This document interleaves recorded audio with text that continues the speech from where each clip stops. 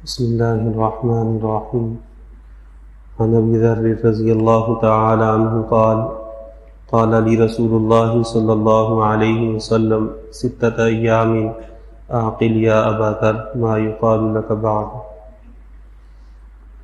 باب چل رہا تھا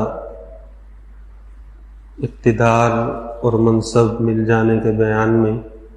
ابو ذر غفاری رضی اللہ تعالیٰ عنہ سے روایت ہے، فرماتے ہیں مجھے پیغمبر صلی اللہ علیہ وسلم نے فرمایا 6 دن انتظار کرو اور اس کے بعد جو تمہیں کہا جائے گا اس کو پلے باندھ لینا، اس کو سمجھ لینا، اس کو دل پر لکھ لینا.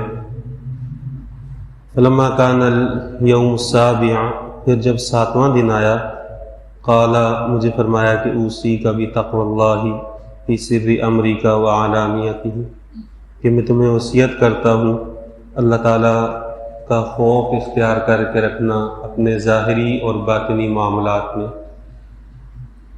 وَإِذَا أَسَأْتَ فَأَحْسِنْ، جب غلطی ہو جائے تو اس کے فوراً بعد نیکی کر لیا کرنا. وَلَا تَسْأَلَنَّ أَحَدًا شَيْئًا وَإِنْ سَقَطَ صَوْتُكَ، اور کسی سے کبھی کوئی چیز مت مانگنا اگرچہ تیرا کوڑا گر جائے اور وہ مانگنا پڑے. وَلَا تَقْبِضْ أَمَانَةً، اور کسی سے امانت لے کر مت رکھنا. وَلَا تَقْضِ بَيْنَ اثْنَيْنِ، اور 2 آدمی کے درمیان فیصلہ مت کرنا. یہ 5 چیزیں ہیں جن کا پیغمبر صلی اللہ علیہ وسلم نے ان کو بطور وصیت حکم فرمایا. امت کے ہر بندے کے لیے یہ وصیت ہے. اوصی کا بتقوی اللہ فی سر امریکا وعلانیتہ. ایک ہے نیک ہونا اور ایک ہے اپنے آپ کو نیک دکھانا. اس میں بہت بڑا فرق ہے. نیک شخص اس کا ظاہر اور باطن ایک جیسا ہوتا ہے، جیسے لوگوں کے سامنے ہے اسی طرح اس کی تنہائی بھی ہوگی. اگر لوگوں کے سامنے نیک ہے اور تنہائی میں وہ کیفیت نہیں ہے تو یہ نیک ظاہر تو کر رہا ہے لیکن اللہ کے ہاں نیک ہے نہیں. یہ نفاق ہے کہ ظاہر کچھ ہے اور باطن کی کیفیت کچھ اور ہے. فرمایا کہ یہ مت کرنا. اور جب بندہ اللہ تعالیٰ کے ساتھ اپنا معاملہ پوشیدہ طور پر ٹھیک کر لیتا ہے تو لوگوں کے سامنے ویسے ہی اس کا معاملہ اچھا ہو جاتا ہے. دوسری چیز فرمایا وَإِذَا أَسَأْتَ فَأَحْسِنْ، کہ اگر کبھی غلطی ہو جائے، گناہ ہو جائے، گناہ کا سرزد ہو جانا یہ کوئی بعید نہیں ہے. انبیاء کے علاوہ کسی سے بھی گناہ ہو سکتا ہے، لیکن کمال یہ ہے کہ اس گناہ پر ڈٹ نہ جائے، توبہ کر لے. قرآن نے بھی یہی اسلوب اختیار کیا. وَالَّذِينَ إِذَا فَعَلُوا فَاحِشَةً أَوْ ظَلَمُوا أَنفُسَهُمْ ذَكَرُوا اللَّهَ فَاسْتَغْفَرُوا لِذُنُوبِهِمْ وَمَن يَغْفِرُ الذُّنُوبَ إِلَّا اللَّهُ وَلَمْ يُصِرُّوا عَلَىٰ مَا فَعَلُوا وَهُمْ يَعْلَمُونَ، کہ اہل ایمان کی صفت یہ ہے کہ اگر کبھی ان سے غلطی ہو جائے، اپنے اوپر ظلم کر بیٹھیں تو وہ فوراً اللہ سے معافی مانگتے ہیں اور اپنے گناہ پر اصرار نہیں کرتے. اس روایت میں ہے کہ گناہ کے بعد نیکی کر لینا. دوسری روایت میں ہے وَأَتْبِعِ السَّيِّئَةَ الْحَسَنَةَ تَمْحُوهَا، کہ جب غلطی ہو جائے، گناہ ہو جائے تو اس کے بعد نیکی کرنا، نیکی اس گناہ کو مٹا دے گی. اپنا نام آخر میں نیکوکار لوگوں میں شمار کروانا چاہیے اللہ کے ہاں. وَلَا تَسْأَلَنَّ أَحَدًا شَيْئًا وَإِنْ سَقَطَ صَوْتُكَ، اور کسی سے کبھی کسی چیز کا سوال مت کرنا. کہ اللہ کی ذات سب سے بڑی ذات ہے، مخلوق کا احسان اپنے اوپر مت لینا. مخلوق کا احسان لینے کی وجہ سے انسان زندگی میں صحیح فیصلہ کرنے میں جھجکتا ہے، فیصلہ نہیں کر سکتا. کسی کے احسان تلے جب دب جائے تو اس وقت وہ فیصلے کی صلاحیت کھو بیٹھتا ہے. حضرت ابو ذر غفاری رضی اللہ تعالیٰ کے بارے میں آتا ہے کہ اس کے بعد اگر گھوڑے پر بیٹھے ہوئے ہوتے، ہاتھ سے کوڑا گر جاتا تو قریب والے کو یہ نہیں کہتے تھے میرا کوڑا دے دو، خود اترتے، کوڑا اٹھاتے، پھر گھوڑے پر سوار ہوتے. فرمایا وَلَا تَقْبِضْ أَمَانَةً، کہ اپنے پاس امانت مت رکھنا. پہلے سے پہلے گزر چکا ہے وَيْلٌ لِّلْأُمَنَاءِ، کہ وہ لوگ جن کو لوگ امین سمجھ کر امانت رکھواتے ہیں اور وہ خیانت کر جاتے ہیں تو ان کے لیے تباہی ہے. جس نے امین سمجھا ہے اس نے تو اپنا حق ادا کر دیا. چاہے وہ اموال میں ہو چاہے وہ اقوال میں ہو۔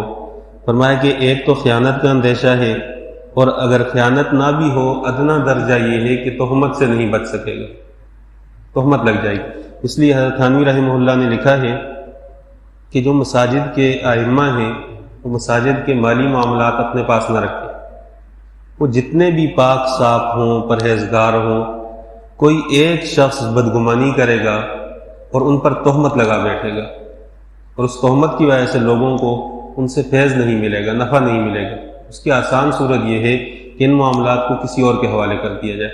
تو تعلیمی امور ہیں، مساجد کے ائمہ تنظیم سنبھال لیں۔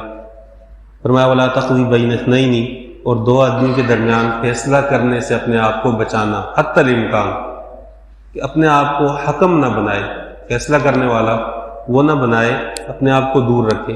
اگر ذرا سا فیصلے میں غلطی ہوئی تو فیصلہ تو اس کا نافذ ہو جائے گا، لیکن آخرت میں اللہ تعالیٰ کو جواب دینا پڑے گا۔ اور دنیاوی طور پر بھی ایسا ہوتا ہے کہ دونوں میں سے ایک فریق کے دل میں کچھ نہ کچھ بغض اور عناد پیدا ہو جاتا ہے کہ جی اس کو دیکھیں فائدہ پہنچایا ہے اور ہمیں نقصان پہنچا دیا۔ بلکہ یہ تو دنیاوی امور کے فیصلے ہیں، وراثت جس کا ایک ایک حصہ متعین ہے۔ لوگ جب دارالفتاء میں وراثت کے فیصلے کرواتے ہیں اس کے بعد بھی وہ مفتی سے بغض رکھتے ہیں کہ جی ہمارا حصہ اس نے کم رکھا یا ہمارا حصہ نہیں۔ ہمارے وہاں اشرف المدارس میں ایک صاحب آئے، ان کا واقعہ میرے دل پہ نقش ہو گیا ہے، آج 10 سال سے زیادہ عرصہ گزر گیا ہے، کبھی کبھی خیال آتا ہے، تعجب ہوتا ہے۔ ان کا کوئی وراثت کا پرانا معاملہ تھا اور ایک سوال نامہ بنا کر لے کر آئے کہ فلاں فلاں فلاں، اور ان سے پوچھا کہ ان کی اولاد میں کون کون زندہ ہے۔ وراثت کا اصول یہ ہے کہ اگر بیٹے اور بیٹیاں ہوں مرنے والے کے تو باقی سارے رشتہ داروں کو ایک طرف کر دیتے ہیں، واسطہ بنتے ہیں، پہلے اپنا حصہ لیتے ہیں بطور ذوی الفروض کے، جو باقی بچتا ہے بیٹے بیٹیاں مل بانٹ کر وہ آپس میں تقسیم کرتے ہیں، بیٹے کو 2 حصے بیٹی کو 1 حصہ۔ یہ مشہور ضابطہ ہے میراث کا۔ باقی ماموں کے چاچے کے تائے کے بیٹے کا کوئی حصہ ہی نہیں بنتا، اس کو کیسے ملے گا؟ انہوں نے سوال جمع کروایا، پھر دارالفتاء میں تو مسائل زیادہ ہوتے ہیں، ایک کوئٹہ کے طالب علم تھا، اس کے پاس وہ مسئلہ تھا، تو براہ راست اس طالب علم سے رابطے میں آ گیا اور آتا اس کی بلائیں لیتا، بوسے لیتا کہ جی میرے مسئلے کا کیا بنا ہے۔ مسئلہ حل ہوا، ان کو بتایا کہ آپ کا کچھ بھی نہیں بنا۔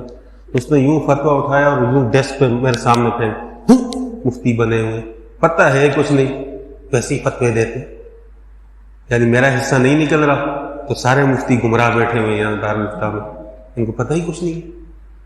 تو وراثت تو اللہ کی طرف سے متعین چیزیں ہیں، اس میں اللہ نے کسی کے لیے کوئی گنجائش نہیں چھوڑی، خود اس کے فیصلے اللہ نے متعین کیے ہیں کہ اس کو اتنا للذکر یوصیکم اللہ فی اولادکم للذکر مثل حظ الانثیین، کہ اللہ تعالیٰ تمہیں بتاتا ہے کہ بیٹے کو اتنا، بیٹی کو اتنا، ماں کو اتنا، یہ سارے حصے تو اللہ نے تقسیم کیے ہیں۔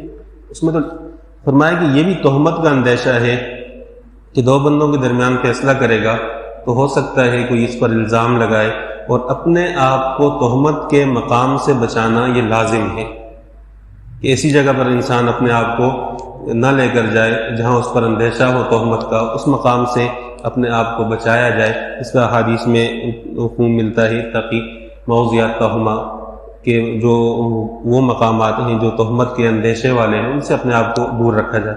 فرمایا ان 5 چیزوں کا خیال رکھو۔ اللہ تعالیٰ سے دعا ہے دین اسلام پر عمل کرنے کی توفیق عطا فرمائے۔